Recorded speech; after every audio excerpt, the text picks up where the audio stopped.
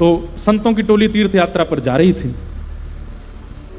तभी एक नगर में पहुंचे तो नगर में पूछना चाहते थे किसी से कि भाई यहां कोई वैष्णव है तो बताओ, पर सब नगर के लोग सोच चुके थे, कोई नहीं मिला। ढूंढते ढूंढते उन्होंने क्या देखा, एक सुंदर भवन, उस भवन के बाहर तुलसी का पौधा, भवन की दहली पर बढ़िया गोबर लिपा हुआ है, गौशाला है छोटी सी घर में ही। ये सब देख करके संत जन समझ गए कि निश्चित कोई वैष्णव का घर है। जाकर के द्वार खटखटाया, सीताराम सीताराम कीर्तन करने लगे। तभी एक युवती निकल करके आई और संतों को देख करके वो बड़ी प्रसन्न हो गई, चरणों में प्रणाम किया। मुखिया थे, उन्होंने कहा बेटी हम 50 मूर्ति हैं, हमारी व्यवस्था हो जाएगी। वो तो इतनी प्रसन्न हो गई, महाराज मेरा सौभाग्य कि आप ये सेवा मुझे दे रहे हैं। तुरंत व्यवस्था करने लगी, सबके लिए गद्दा ले आई, सबके लिए व्यवस्थाएं करने लगी।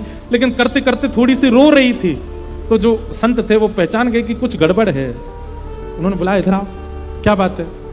बोले महाराज मैं एक बात छुपा रही हूं आपसे। संत बोले क्या? मैं एक वैश्या हूं और मेरे घर का जितना भी सामग्री है वो सब आपके प्रयोग की नहीं है, लेकिन मैं चाहती हूं कि मैं सेवा करूं, और मैं ये भी सोच रही हूं कहीं मैं पाप तो नहीं कर रही, क्योंकि मेरे यहां का तो सब अपवित्र है। महाराज मैंने जीवन में गुरु की बहुत खोज की, आज तक नहीं मिले, शायद ठाकुर जी ने आपको मेरे गुरु रूप में भेजा। संभवतः मैं आपके सामने बैठने योग्य भी नहीं हूं, आपके स्पर्श के योग्य भी नहीं हूं, आपके देखने योग्य भी नहीं हूं, लेकिन फिर भी क्या मेरी गति कभी नहीं हो पाएगी? मैं जो करती हूं ये मैंने स्वाभाविक रूप से तो नहीं किया था, और मैं अब चाहती हूं कि मैं सब त्याग दूं, सब छोड़ दूं। क्या मुझे ठाकुर जी कभी स्वीकार नहीं करेंगे?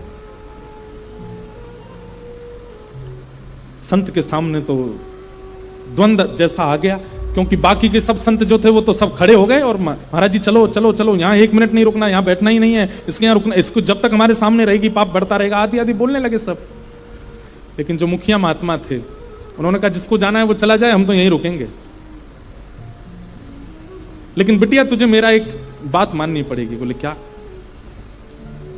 बोले आज तक तैने जितना कमाया, एक फूटी कौड़ी से लेकर के इस घर तक,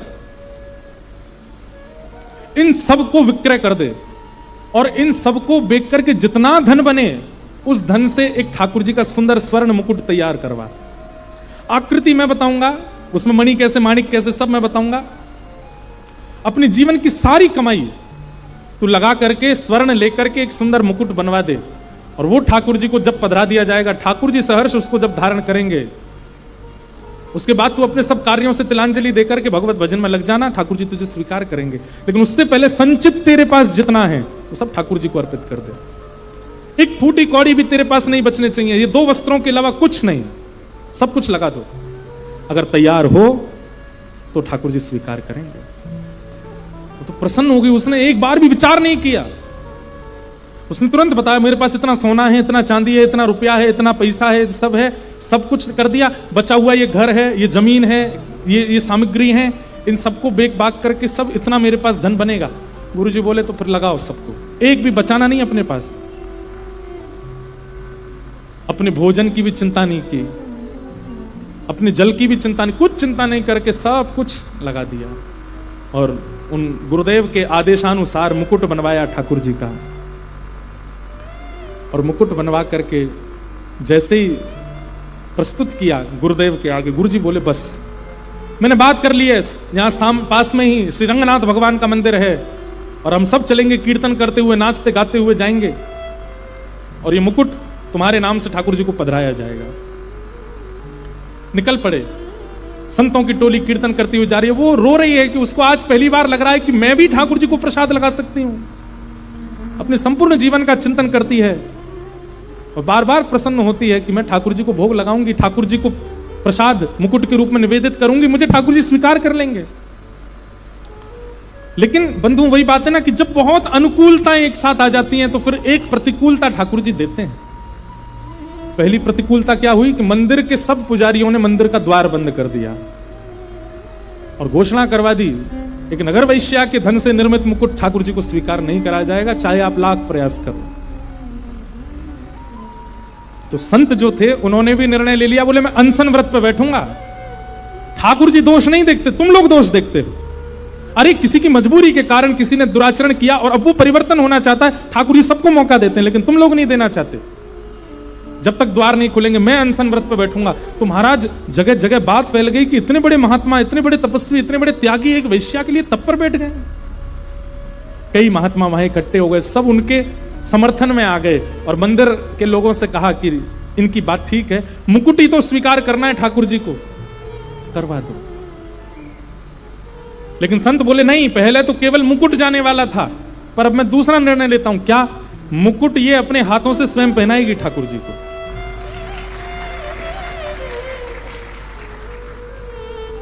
मंदिर के लोग बोले इसकी स्वीकृति हम नहीं देंगे। तो फिर और विवाद हुआ, सब विवाद, बहुत दिन तक विवाद चलता रहा। फिर इसकी भी स्वीकृति हो गई कि ये मंदिर में जाकर के मुकुट पहनाएगी।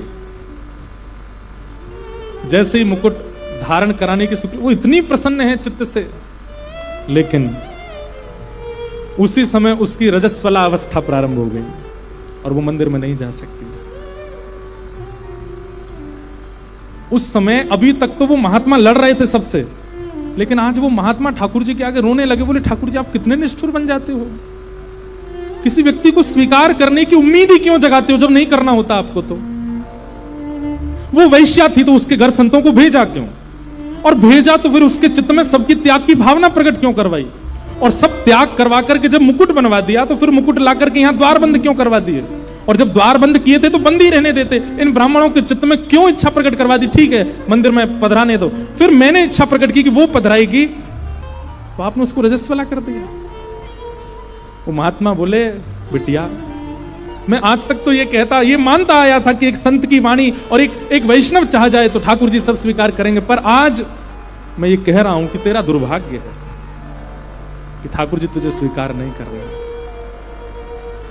रोती रोती द्वार पर बैठ गई और बैठी बैठी बोली मेरा मुकुट भीतर पहुंच जाए, मैं कुछ दिन बाद दर्शन कर लूंगी, मैं उसमें राजी हूं, पर आप ले जाओ मुकुट, मेरे हाथ से नहीं पहने, मैं तो इस योग के लायक समझ ही नहीं रही हूं खुद को, आप ले जाओ। महात्मा मुकुट लेकर के ब्राह्मणों के साथ वेद ध्वनि करते हुए भीतर, वो बाहर ही नाच रही है कि आज मेरा सर्वस्व ठाकुर जी अपने सिर पर धारण करेंगे।